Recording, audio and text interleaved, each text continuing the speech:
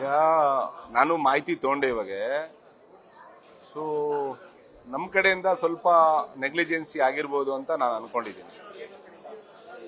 ನಮ್ಮ ಕಡೆಯಿಂದ ಕೂಡ ಸ್ವಲ್ಪ ನೆಗ್ಲಿಜೆನ್ಸಿ ಆಗಿರ್ಬೋದು ಅಂತ ಅನ್ಕೊಂಡಿದ್ದೀವಿ. ಬಟ್ ಈಗ ನಾನು ಮಾತಾಡಿದೆ, ನಾನು ಕೆಲವು ಮಾಹಿತಿ ತಗೊಂಡೆ. ಸೊ ನೆಗೋಷಿಯೇಷನ್ ನಡೀತಾ ಇದೆ ಅಂತ, ನೆಗೋಷಿಯೇಷನ್ ನಡೀತಾ ಇದೆ. ಮತ್ತೆ ಇನ್ನ 10 ನಂದಿನಿ ಮತ್ತೆ 10 ಅಮೂಲಿಗೆ ಹಂಚಿಕೆ ಮಾಡಬೇಕು ಅನ್ನೋದು ನಾನು ನಿನ್ನೆ ಟಿವಿನೆಲ್ಲ ನೋಡಿದೆ, ನಾನು ಎಲೆಕ್ಟ್ರಾನಿಕ್ ಮೀಡಿಯಾದಲ್ಲಿ ನೋಡಿದೆ. ಸೊ ನೆಗೋಷಿಯೇಷನ್ ನಡೀತಾ ಇದೆ. ಸೊ ಇದು ಗೊತ್ತಾಗುತ್ತೆ. ಈಗ ನೆಗ್ಲಿಜೆನ್ಸ್ ಏನಂದ್ರೆ, ಸೊ ಎಲ್ಲಾದ್ರಲ್ಲಿ ನಮ್ಮವರು ಟೆಂಡರ್ಲಿ ಪಾರ್ಟಿಸಿಪೇಟ್ ಮಾಡಬೇಕಾಗಿತ್ತು. ಸೊ ಮಾಡಿಲ್ಲ. ಸೊ ಈಗ ನಾನಲ್ಲಿ ಸದ್ಯಕ್ಕೆ ನಾನೀಗ ಅಧ್ಯಕ್ಷ ಇಲ್ಲ. 2ನೇ ತಾರೀಕು ಅಡ್ಮಿನಿಸ್ಟ್ರೇಟರ್ ಹಾಕಿದ್ದಾರೆ. RCS ಕುಮಾರ್ ಬಂದು ಚಾರ್ಜ್ ತಗೊಂಡಿದ್ದಾರೆ. ಸೊ ಹಾಗಾಗಿ ಈಗ ನಾನು ನಮ್ಮ ಅಧಿಕಾರಿಗಳಿಗೆ ದೂರವಾಣಿ ಮುಖಾಂತರ ಈಗ ಮಾತಾಡಿ ನಾನು ಮಾಹಿತಿ ತಗೊಂಡೆ.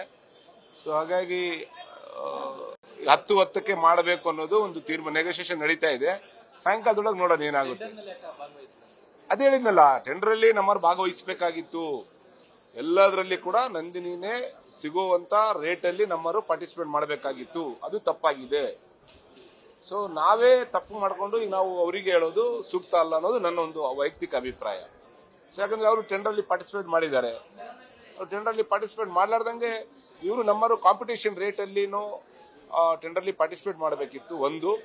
ಎರಡನೇದು, ಅಡ್ವಾನ್ಸ್ ಆಗಿನೇ ಸರ್ಕಾರಕ್ಕೆ ಗಮನಕ್ಕೆ ತಂದು ಸನ್ಮಾನ್ಯ ಮುಖ್ಯಮಂತ್ರಿ ಅವರಿಗೆ ಮತ್ತು ಉಪಮುಖ್ಯಮಂತ್ರಿ DK ಶಿವಕುಮಾರ್ ಅವ್ರನ್ನ ಸೊ ಭೇಟಿ ಮಾಡಿ ನಮ್ಮ ಅಧಿಕಾರಿಗಳು ಮಾತಾಡಬೇಕಿತ್ತು. ಎಲ್ಲೋ ಒಂದು ಕಡೆಗೆ ಸೊ ಸ್ವಲ್ಪ ಮಾಹಿತಿ ಕೊರತೆಯಿಂದ ನಮ್ಮದೇ ಸ್ವಲ್ಪ ಆಗಿದೆ. ನ್ಯೂಸ್ ಫಸ್ಟ್, ನಿರ್ಭೀತಿಯಿಂದ ನಿಮ್ಮ ಪರವಾಗಿ.